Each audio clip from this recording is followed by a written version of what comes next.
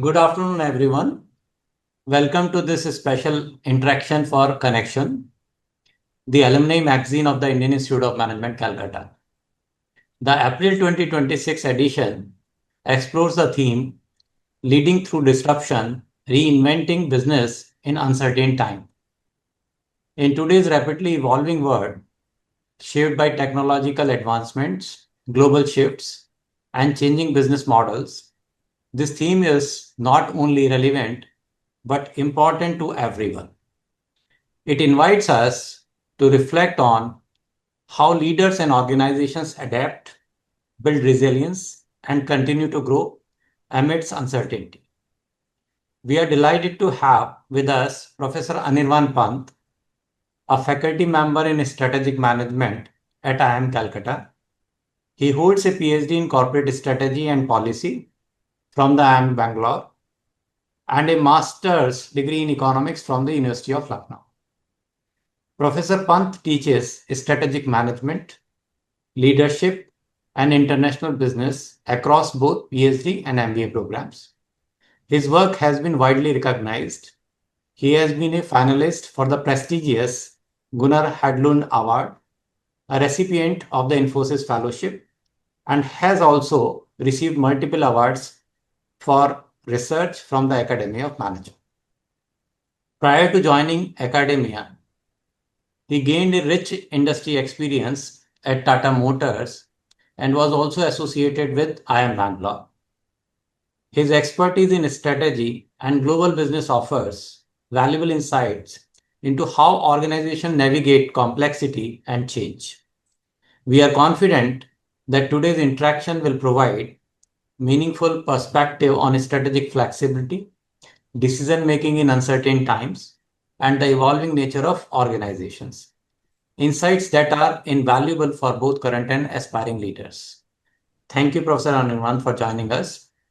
I now hand over the conversation to Ms. Saheli, who leads public relations at social media at IIM Calcutta. Over to you, Saheli. Thank you.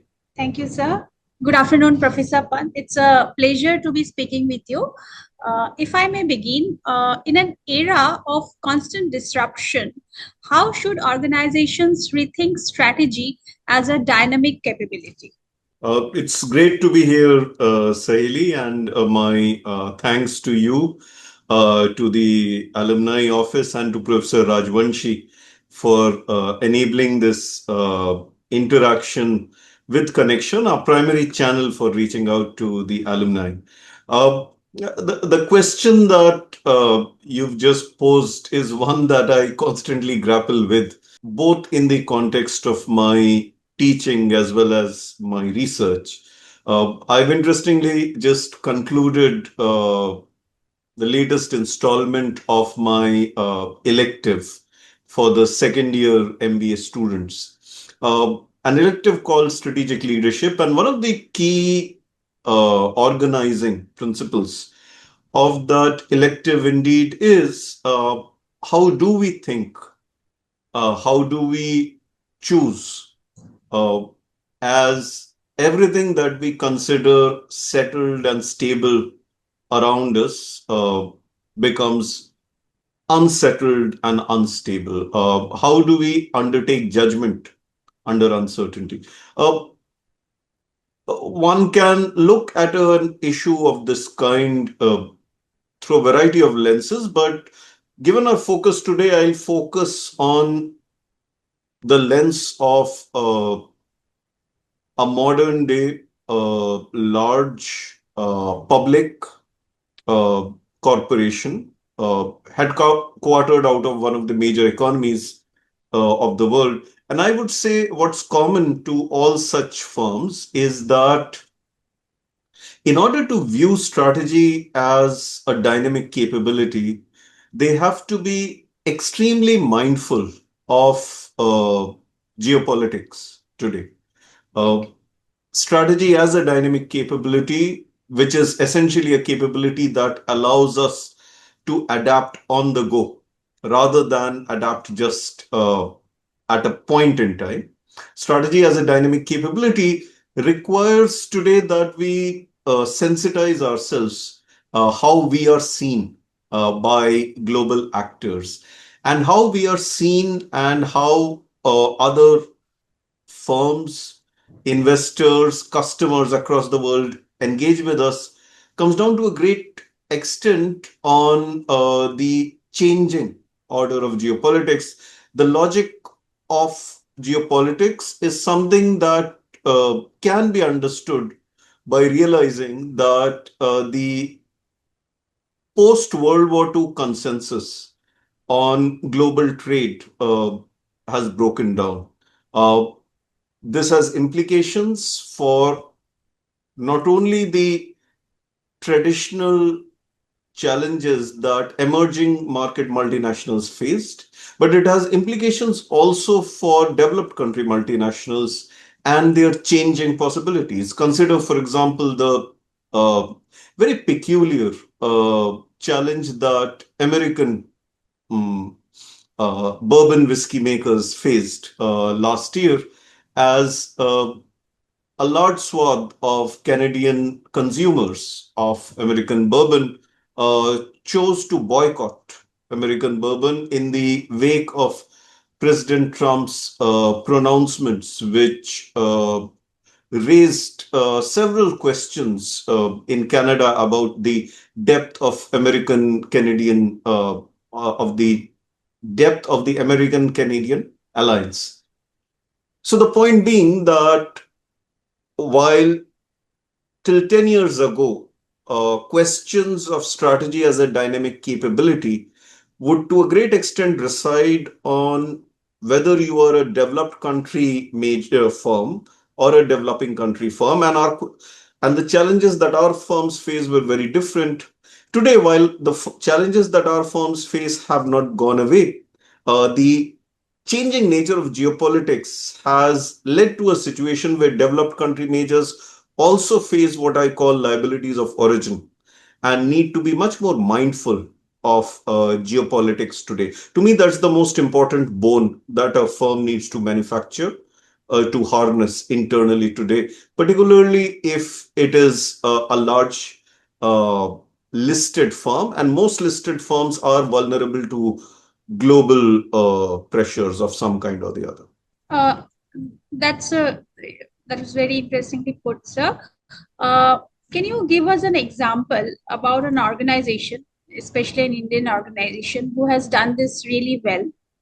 I would say, frankly, that Indian firms in the IT services industry have done a great job of being able to do this. While the IT services industry is often under attack for in the West for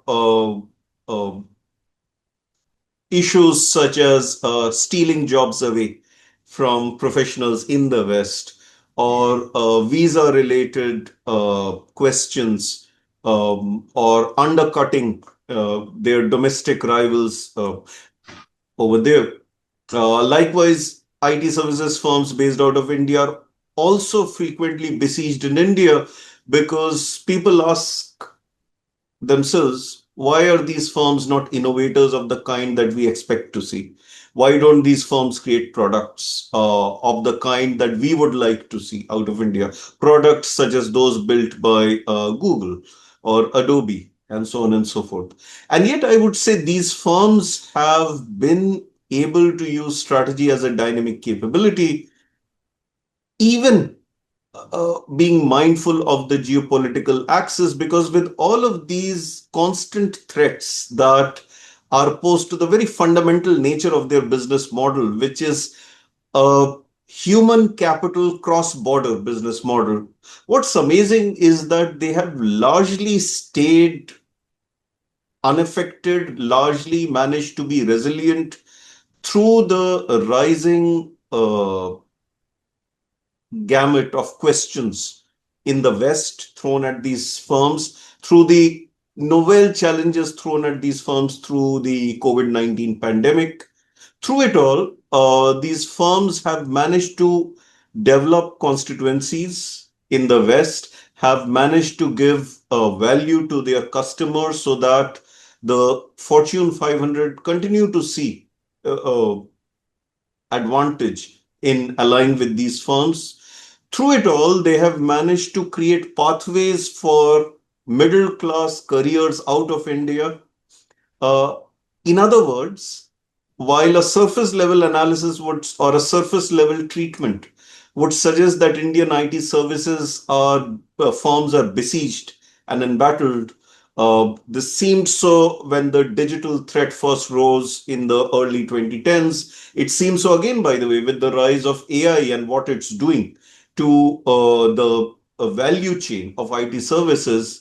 But to go back to the question you had asked me, this is one set of firms that has so far demonstrated a unique capacity to treat strategy as a dynamic capability. And they have done so not by being able to create globally admired products. No, what they have done is a much more understated, underappreciated organizational innovation in how they organize the delivery of IT services largely out of India, but also near shore and on site at scale.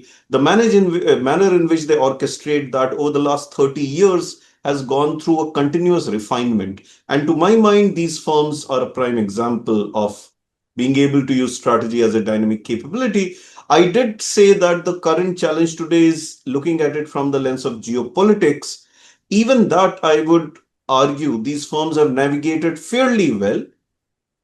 And the proof of that lies in the fact that as of today, with all the challenges that are thrown at them in the West, they continue to deliver on their quarterly results, on the analyst expectations.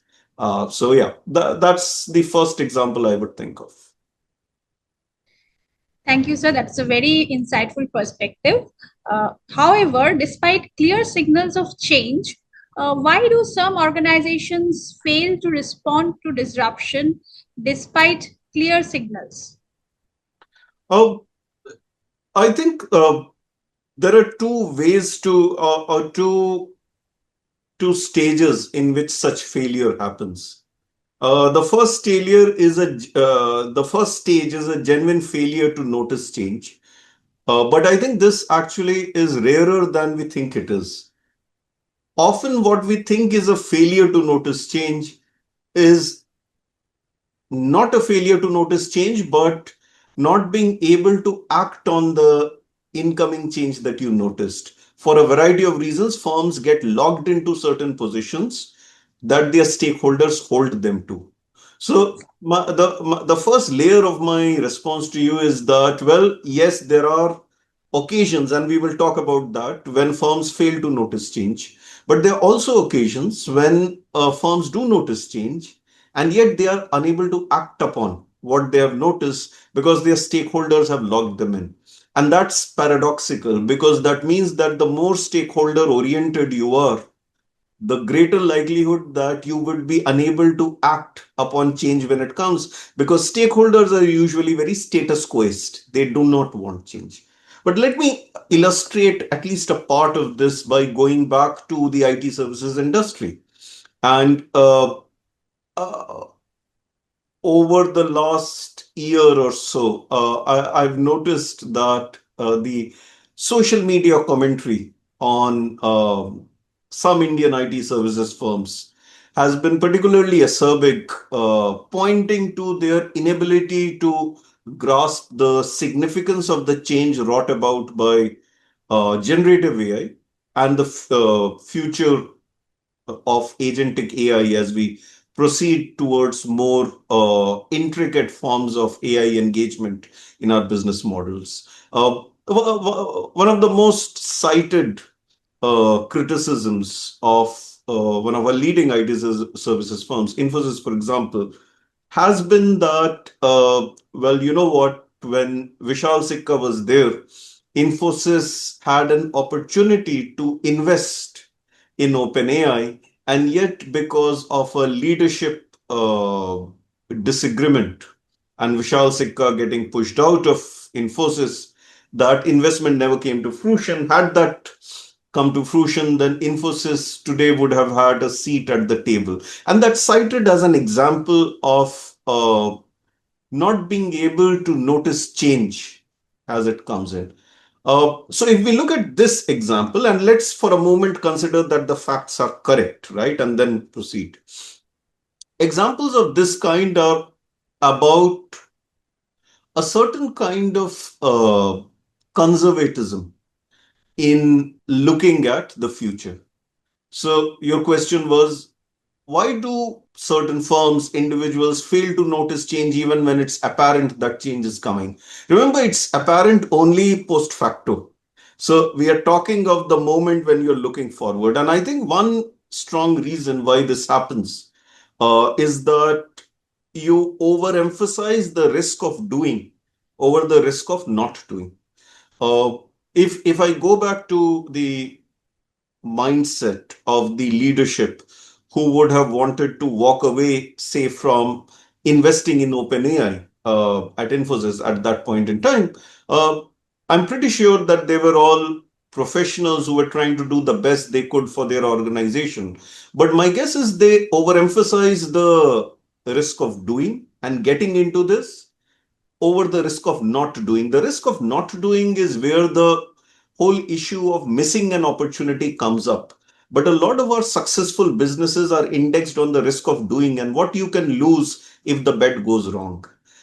We don't often think of what you can gain if the bet goes right. So that's one part of why do we fail to notice change? Well, partly we notice change, but we are unwilling to go down that path because of the risk of doing that captivates us and the risk of not doing that we pay less attention to. Partly because our stakeholders lock in. And this is what I said earlier. Stakeholders could mean investors. Stakeholders could mean our best customers. They may not want us to change. They may want us to stay as we are because it serves their interests. And this is indeed, if you look at the testimonies of some of the Kodak executives in the 90s and the early 2000s, this is indeed what comes out behind the failure of Kodak. Kodak, just like a firm like Fujifilm, had noticed the rise of digital photography, but was unable to act upon it partly because key stakeholders did not want Kodak to change and did not want Kodak to remove their attention from analog photography. So in summary, I would say that while you are absolutely right that we often fail to notice change as it's coming at us, I would say the more important part of that is even when we notice change, why are we often unable to act upon it? And I would say that at least two reasons that I've been able to identify are firstly, over indexing on the risk of doing and ignoring the risk of not doing. And number two, being logged in by our best investors, by our best customers, by our most important investors, key stakeholders into the status quo. Sir, how would you put it? Is it more of a leadership issue or organizational cultural issue, culture issue? What would you put it more? I think I happen to have a bias towards the role that individuals can play in changing culture. And therefore, I would argue that leaders can make a difference, individual leaders can make a difference, and can reshape organizational culture to a greater extent than we believe they can. So, my own view would be that such failures, when they happen, are attributable to the inability or unwillingness of organizational leaders to rise to the occasion rather than to the obstacles caused by something as amorphous as organizational culture. I do believe that leaders can motivate, inspire, shape, and to the extent that they are able to do so, culture can and will change. So that's how I look at it. That's my bias. Okay. Okay. So moving on to the next question. Now, we would take this discussion to a global context with our next question. How should companies rethink global strategies amid deglobalization and regionalization? So we are indeed in a world where the untrammeled globalization of the 1980s to say early 2000s has receded. That is, we are still in a globalized world, but in a globalized world where we are increasingly unsure that those linkages will persist, that those linkages will be secure. Uh, I am, however, not sure about regionalization. While a lot of scholars and observers has spoken about how the world is receding into, say, smaller contiguous pockets, regions where business happens. I think this is restricted to certain parts of the world. North America, NAFTA prior to Trump was a regional bloc. Post Trump, even that is up for the grabs. The US, Canada, and Mexico. The European Union has been a region. ASEAN has been a meaningful region. But a lot of regions in the world are also arenas of deep suspicion, rivalry, and a history of hostility. Consider, for example, the South Asian region. India, Pakistan, Sri Lanka, Bangladesh, not to mention the others, uh, have a history where, while the degree of hostility differs from one pair to another, do not exactly have a situation where they are more comfortable with their neighbors than with more distant trade relationships. In fact, in practically each of these instances, we have seen consistently over time, or we are seeing in recent years, a preference for distant trade partners rather than proximate trade partners. And there's not the only region. The Middle East today, for example, is deeply riven by rivalries that go a long way back, but that have been latent for perhaps some decades and today have burst out into the open. So we don't naturally see a region open up around, say, that involves India and Pakistan trading more closely with each other than with distant neighbors. Nor are we now likely to see the UAE and Iran get close to each other in any regional fashion. We still have to coexist with each other. But regionalization in particular, I think applies to very limited parts of the world.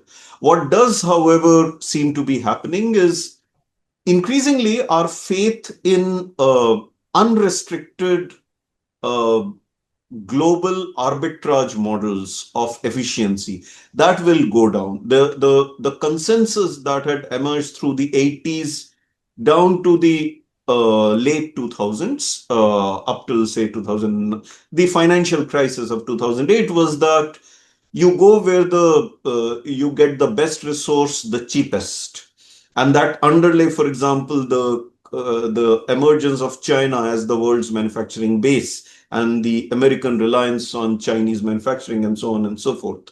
That world has gone, but the world remains global, and in this global world where one is increasingly suspicious of global links, but yet is compelled to be global because we are interconnected in ways that value chains make very obvious to us.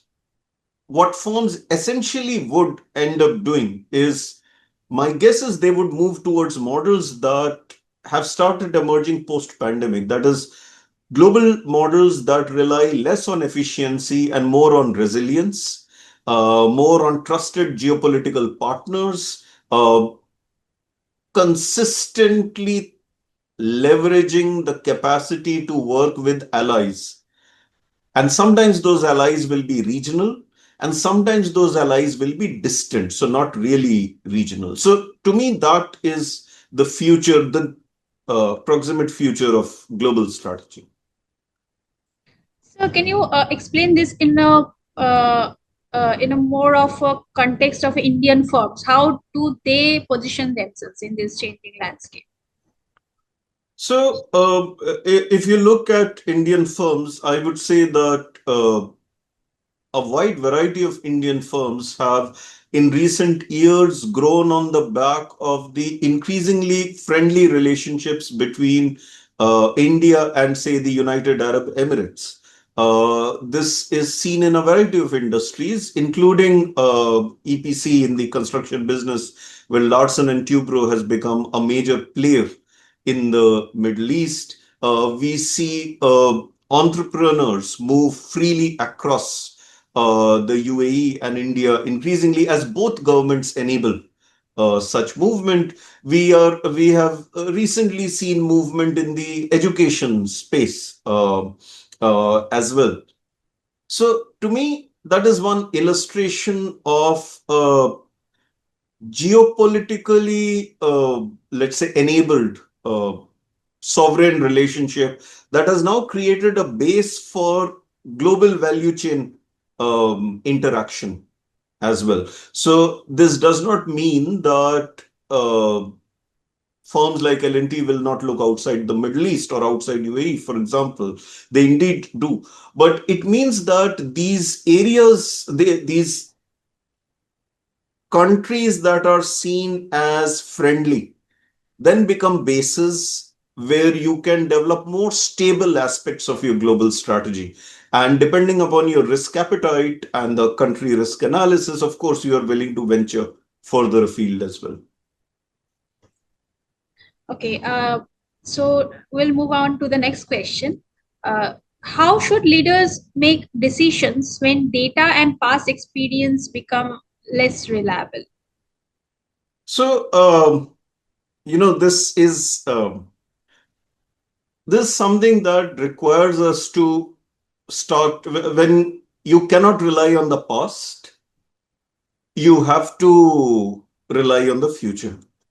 And by that, I mean that when past data is increasingly unreliable as an indicator of future events, one has to then imagine the future. That is, one has to use tools like scenario thinking and develop increasingly refined internal capabilities in leveraging such tools, such as scenario thinking, in order to understand the possible ways in which the world can change and to prepare ourselves for at least some of these scenarios. So to me, if I were to emphasize one particular skill set that all global firms today need to build, it would be this capacity for scenario thinking. Because what you consider stable today uh, is very likely going to be up for a challenge tomorrow. And again, going back to this example that I gave earlier, to me, it's fascinating how the one of the most stable markets for American bourbon, that's the Canadian market, how that reacted adversely to President Trump's pronouncements and, at least for a period of time, became hostile to that industry, which means that even the most enduring, trusted relationships can turn as we engage with a world that is becoming increasingly nationalistic, uh, parochial, and to a certain extent deglobalized.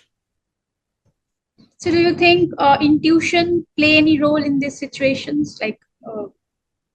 It would play a very important role, but intuition is a term that I would use for a broad array of non-analytical ways of decision making.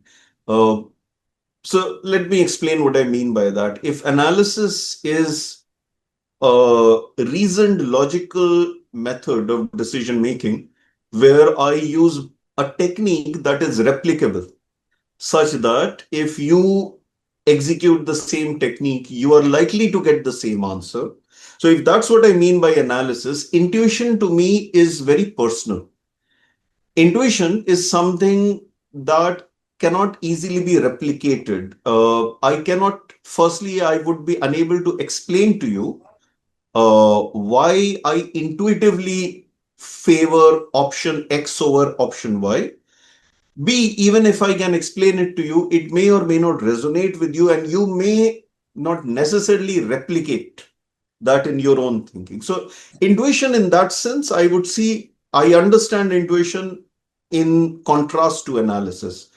And so, my short answer is yes, intuition is extremely important. But then, what we are really asking ourselves is, how do I build those capacities for intuition over time as an individual and also as an organization? And the two are very different, right? Individual intuition is something very distinct from organizational intuition. Organizational intuition goes down to those the very idea of dynamic capability that you started with. Uh, Interestingly, as we are talking about, while some organizations struggle, others seem to thrive. Like, what distinguishes organizations that turn uncertainty into opportunity? Let's divide this very precious capacity to turn uncertainty into opportunity. Let's divide this into two stages.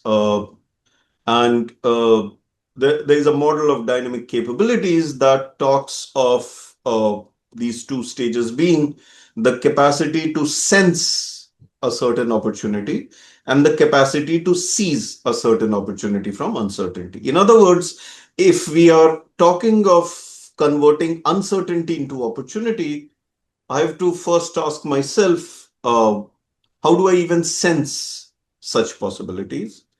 Two, even if I've sensed such possibilities, how would I seize them? Uh, Sensing goes down to some of these skills that we spoke about. Scenario thinking, for example, is a very important way of sensing opportunity out of uncertainty. Uh, Using tools like scenario thinking, one is able to see how contingencies in the present, events and anomalies in the present that do not seem to amount to much in the present may over time lead to very divergent performance outcomes based upon the choice you make today. And having understood that, one may then need to take a bet on that scenario or perhaps not take a bet. So the first part is that sensing part and scenario thinking, or for that matter, analogical reasoning. Analogical reasoning is a very powerful fuel for intuition based judgment.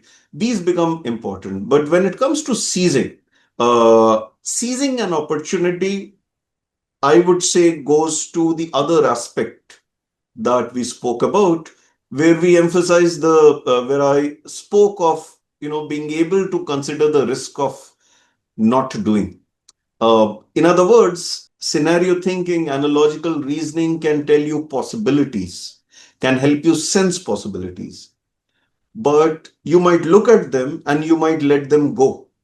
But when do you seize them? And your capacity to seize those opportunities is to me something that goes down to this very human, to this very core leadership judgment attribute of focusing on the risk of not doing, imagining what one may have to let go if you don't go down a path, rather than get focused on the more accounting, audit centric risk of doing. And one illustration of this would be the because there's a firm that everyone is fascinated with these days, would be the bet that Nvidia and Jensen Huang took on using their increasingly sophisticated capacities in parallel computing and the gaming capability that they had built over time, using these towards the then much more, let's say, limited opportunity visible in artificial intelligence, and making a bet very early on in the early 2010s. Huang betted the company and decided to reorient Nvidia from a gaming company to an AI company. Technologically, they had the early capabilities required to venture into the space, but a lot of their peers would not have considered this necessary. They would have looked at the risk of doing, of walking away from an established client base, from an established customer base towards the unknown.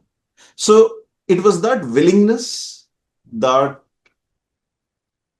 enabled them over the next decade to then lead this space. But there's a twist over here, and the twist is this, that let me not leave you with the impression that paying heed to the risk of not doing means that you will always succeed when you bet that way. The risk of not doing simply means that you're willing to look at what you may lose if you don't invest in something. We usually look at what we will lose if we invest in something, the cost benefit analysis, rather than the opportunity cost of letting something go. But you may bet on, it's possible that NVIDIA might have bet on AI, and AI didn't amount to much over the next decade, and they lost the position they had built. So the risk of pursuing the risk of not doing is not a guarantee for success. But it is necessary to seize opportunities. Sense opportunities, of course, requires scenario thinking, analogical reasoning, and such cognitive tools. That was very interestingly put, sir. So I would like to ask you one thing here. Do you think being agile is now more important than being large and resourceful, given what you have just said about scenario thinking and everything? I would say that I would put it differently. I would say it's always good to be large and resourceful, because then you've got a whole variety of stakeholders invested in your survival. I think agility, while true agility is indeed a great skill, there is a bit of an over-indexing on this whole notion of nimbleness and being small and being nimble. I think if I'm given a choice, let's say there's this cosmic deity who appears and says, you could be a firm that's small and nimble, or you could be a large but less agile firm. I would choose to be a large firm because I would rather have more impact. And I'd also know that in most large firms, there are enough stakeholders invested in your survival. That said, I would also argue that perhaps this is an artificial trade-off between agility and size.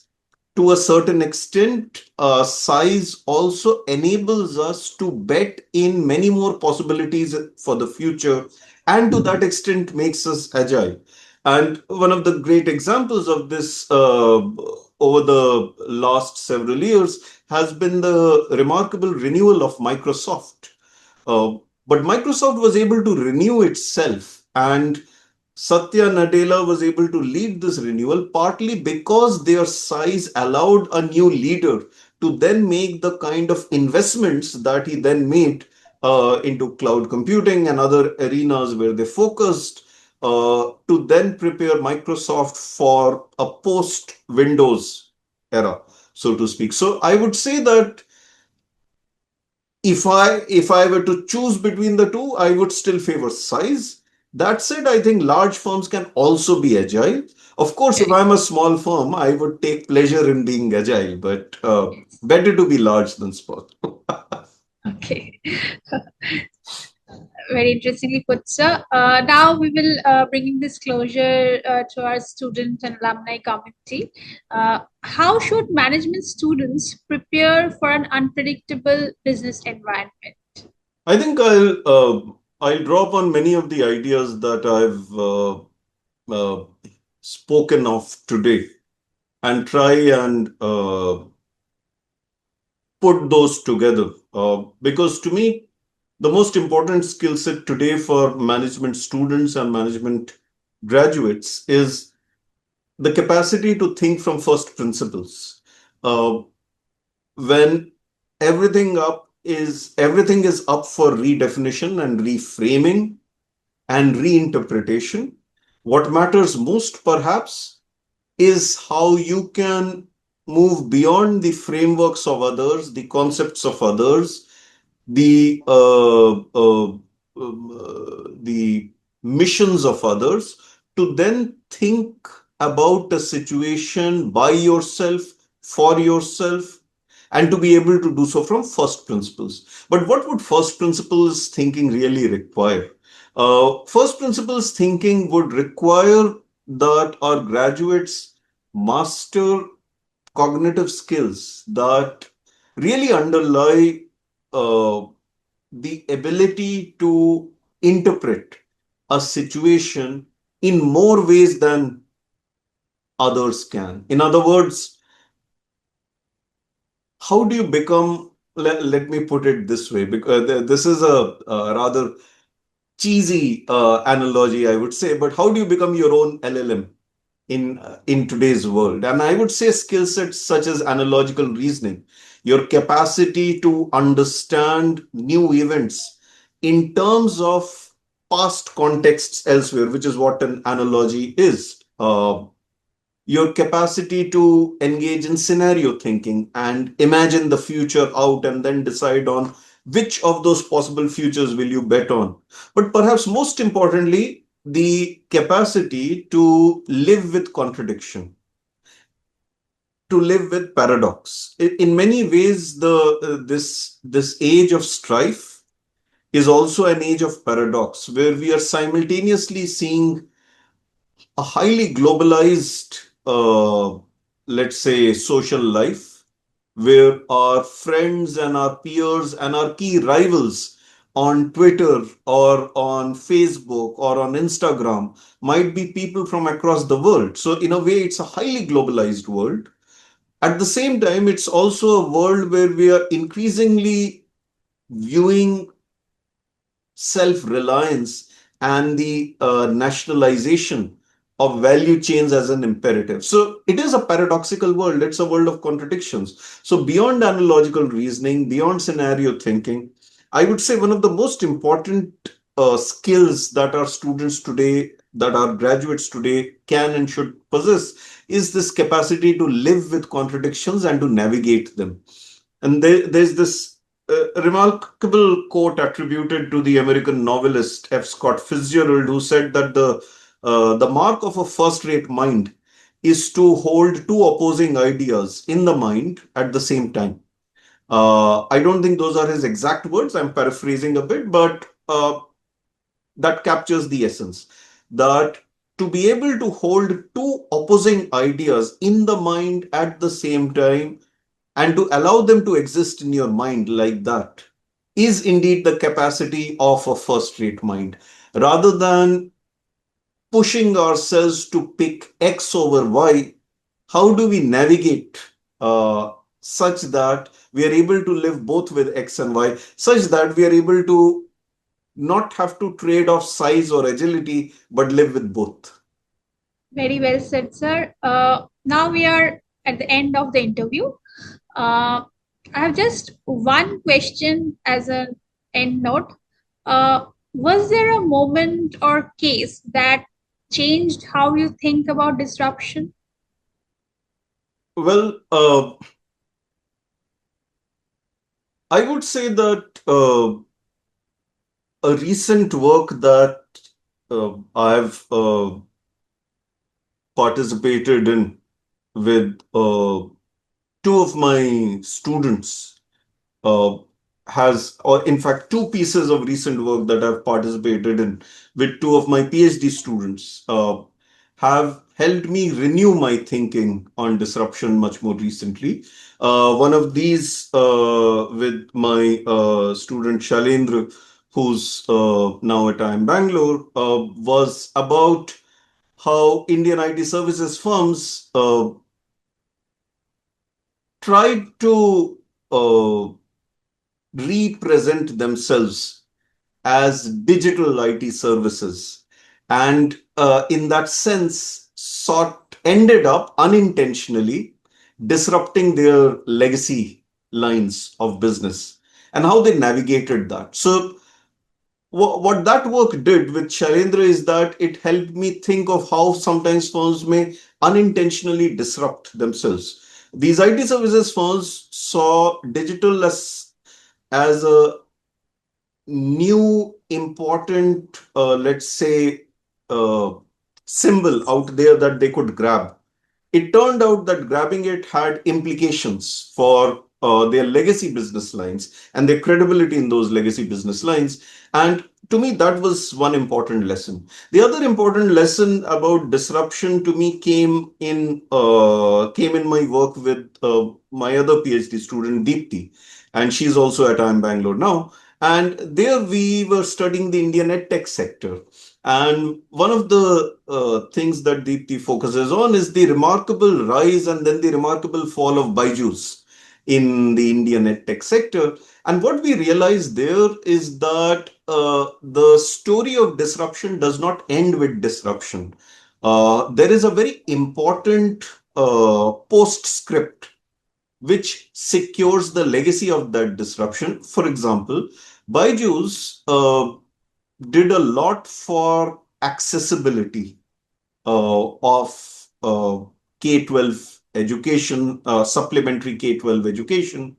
But as they started scaling, uh, there were issues, of course, of corporate governance inside the firm, but also some of the misrepresentations that their sales teams made to parents tarnished the capacity of the subsequent firms that came into the space to positively impact education. That is, the edtech sector became morally tarnished, partly because the disruption that Byju's brought about, they were not mindful enough to retain the moral anchor of that disruption.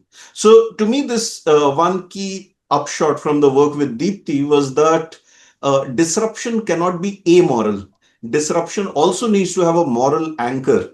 You cannot be a world leader in accessibility of education, but then missell to parents or threaten parents about the prospects of their kids. And that insight I thought was very interesting in terms of how we see disruption. We don't think about the dark side of disruption always, and Deepti's work partly brings that out. So those are two recent insights from work with my PhD students on disruption. Thank you, sir. Thank you for your valuable insights and guidance on navigating uncertainty and building resilient organization. It was indeed a pleasure talking to you. Thank you so much. Thank you very much. It's a pleasure talking to you as well, Saheli. Thank you for running this so well. Thank you, sir.